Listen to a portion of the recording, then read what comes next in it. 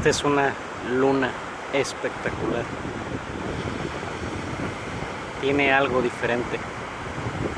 Por eso quise mostrárselas. Una luna en las playas de Tulum.